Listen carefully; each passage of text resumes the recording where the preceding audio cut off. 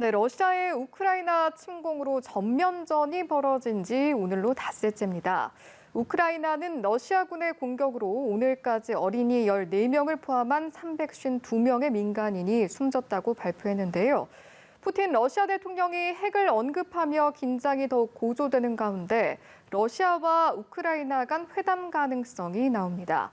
회담 개최 가능성과 현재 우크라이나 상황까지 박원곤 이화여대 교수와 함께 이야기 나눠보도록 하겠습니다. 어서 오십시오. 네, 안녕하세요. 안녕하십니까. 일단은 현재 우크라이나 내부 상황 교수께서는 어떻게 파악하고 계신지 그 내용부터 여쭤보겠습니다. 그 내부 사정들이 속속들이 알려지고 있죠. 그러니까 일부 서방 언론들 같은 경우에는 여전히 우크라이나 내부에서 방송을 하고 있고, 특히 SNS를 활용을 해서 우크라이나 사람들이 그 상황을 실시간으로 외부에 알리고 있습니다. 물론 우크라이나 정부에서 나오는 얘기랑 러시아에서 나오는 얘기가 서로 좀 다르기 때문에 어느 정도 확인은 필요한 상황이다라고 판단은 되는데요. 제가 들어오기 직전까지 확인한 거에 따르면은 일단 북부 주요 지역에 대해서 다시 러시아가 공세를 강화를 했다라고 알려져 있고, 미사일 공격을 해갖고 지금 재개했다라고 알려져 있습니다. 그리고 사진에도 나오는 것 같은데요. 지금 5km 정도 이상이 되는 그런 지역에 키예프에 들어가는 지역이죠. 그 러시아의 주로 탱크와 자주포 장갑차들이 그러니까 키예프를 일종의 포위를 하고 마지막 공세를 준비하고 있다. 그 정도까지는 지금 확인이 되고 있는데요. 저는 전체적으로 볼 때 푸틴 러시아 대통령이 한 두 가지 잘못 판단한 부분이 분명히 있어 보입니다.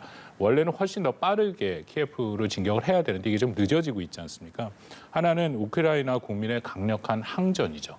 그 생각보다 굉장히 강력한 항전의 모습이 보였고, 또 하나는 미국과 나토 국가의 단합된 대응, 그런 것들이 전반적으로 부담으로 작용을 하고 있다, 그렇게 판단이 됩니다. 실제로 러시아군의 진군 속도가 느려졌다라는 분석이 속속 나왔었는데 거기에 대한 배경 설명을 지금 해주신 거고요.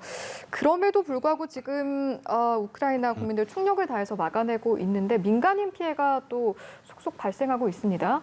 네, 그렇습니다. 민간인 피해가 좀 전에도 계속 보도가 되고 있는데요. 특히 유치원이라든지 병원 같이 그런 곳에 대한 미사일 공격이 있었다라고 계속 알려지고 있습니다.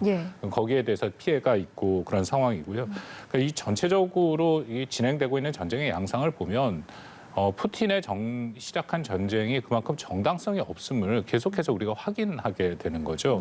왜냐하면 푸틴이 우크라이나 자체가 위협이 된다. 특히 우크라이나가 나토에 가입하게 될 경우에는 러시아에 위협이 된다라고 얘기했는데, 우크라이나가 나토에 설사 가입하더라도 이런 식의 군사적인 위협이 되지는 않죠. 그러니까 다시 말씀드려서 우크라이나가 러시아를 공격할 만한 그럴 가능성은 전혀 없고, 또 나토도 러시아를 공격할 가능성은 없는 그런 상황이기 때문에 푸틴이 말하는 명분이라는 것 자체가 그렇게 정당성이 없다라고 판단이 되고요.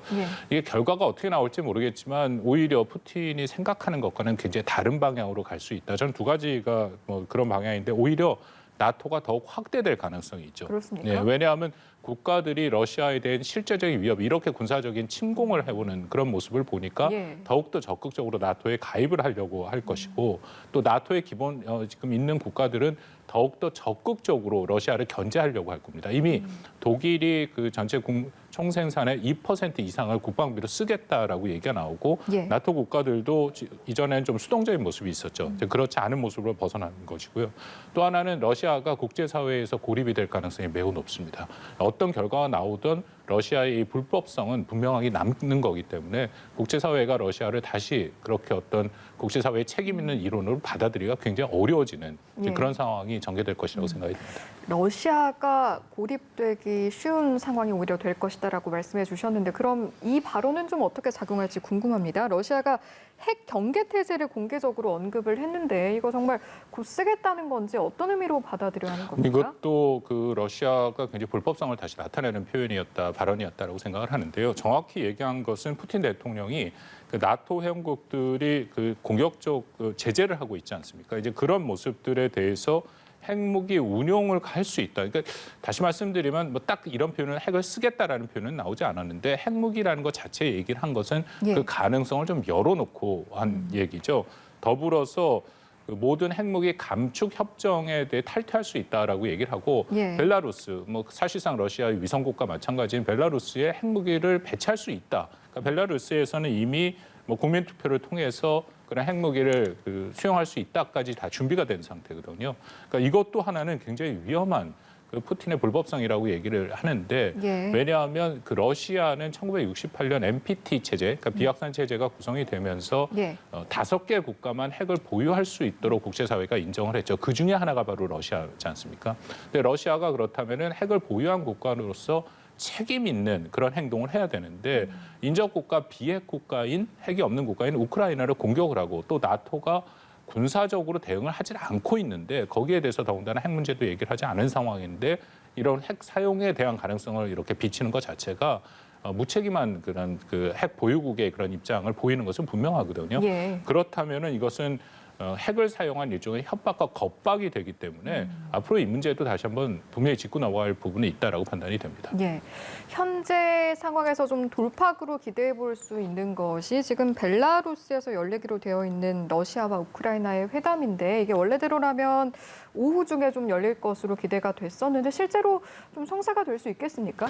일부 언론에서는 회담을 하고 있다라는 내용도 나오는데요. 그렇습니까? 물론 이거 좀 확인이 돼야 될 것 같습니다. 예, 근데 어쨌든 간에 러시아와 우크라이나 둘 다 협상을 하겠다라는 의지는 분명히 밝혔고요. 처음에 이제 장소를 두고 약간의 갈등이 있었는데 벨라루스 국경 쪽으로 움직인다라는 얘기. 러시아 대표단은 이미 갔다라는 것이고 우크라이나도 지금 도착을 해서 협상을 시작했다라는 얘기까지는 제가 조금 전에 확인을 하긴 했습니다. 한번 다시 확인이 필요하죠. 네, 중요한 것은 근데 과연 어떤 합의가 나올 것이냐가 과연 저 핵심이라고 생각하는데요. 지금 이 상황에서 러시아와 우크라이나의 입장이 굉장히 차이가 큽니다. 일단은 러시아는 10중 8구 일방적인 무장 해제, 항복을 요구할 가능성이 매우 크고요. 그리고 젤렌스키 현재 우크라이나 대통령을 축출할 가능성이 있습니다.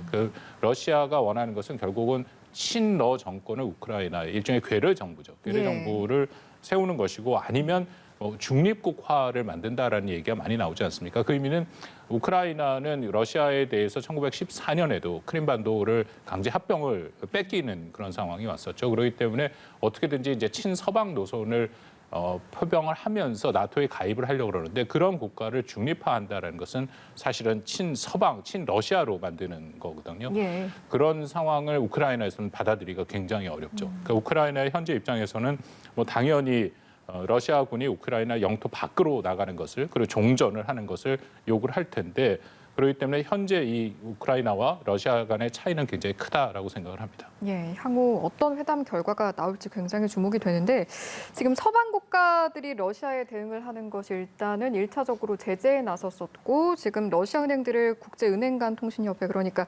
스위프트에서 배제하기로 했고 우리나라도 이제 여기에 동참을 하기로 했는데 궁금한 것은 이겁니다. 이게 실제로 러시아에 대한 충분한 압박으로 통할 수 있을까? 어떻습니까?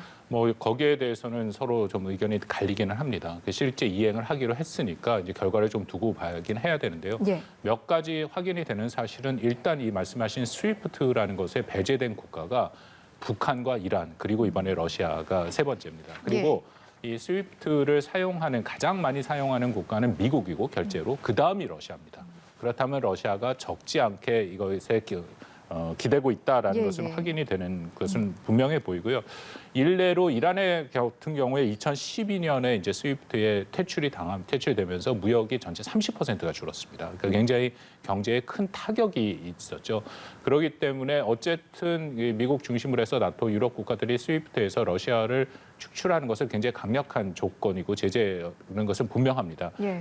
또 그렇게 하면 사실상은 유럽의 국가들, 한국도 마찬가지입니다만 우리도 피해가 있죠. 왜냐하면 결제 대금을 지불하고 또 받아야 되고 하는데 그런 것들이 잘 이루어질 수가 없고 당장 지금 러시아에 있는 주재원이나 유학생들이나 송금이 어려운 그런 실질적인 어려움들이 적지 않게 있습니다. 근데 그럼에도 유럽 국가와 한국도 이제 동참인데 당연히 이것은 그만큼 이 문제가 심각하다. 그러니까 경제적인 손실을 감당하더라도 이런 불법적인 러시아의 침략 행위에 대해서는 분명히 견제를 해야 된다라는 그런 얘기가 있고요. 말씀드린 것처럼 이게 좀 논란의 여지가 있고 어떻게 될지 좀 봐야 된다라고 말씀을 드리는 게 결국은 또 변수는 중국입니다. 왜냐하면 중국이 러시아와 함께 일종의 러시아의 우회로를 만들어줄 수가 있거든요. 이 스위프트의 대체제로 중국이 위안화 결제망을 만들기로 했습니다. 물론 현재 거기에 참여하고 있는 국가의 숫자는 굉장히 제한이 됩니다. 근데 그럼에도 어쨌든 중국이 세계 2위 경제 대국이기 때문에 러시아의 일종의 뒷배를 봐주기 시작하면 러시아의 피해가 상대적으로 좀 줄어들 수는 있죠. 그래서 이것들은 앞으로 어떤 식으로 좀 전개가 될지는 우리가 좀 확인이 필요한 그런 상황이다라고 판단이 됩니다. 알겠습니다. 여기까지 듣고 마무리하겠습니다. 지금까지 이화여대 박원곤 교수와 이 시간 함께했습니다. 고맙습니다.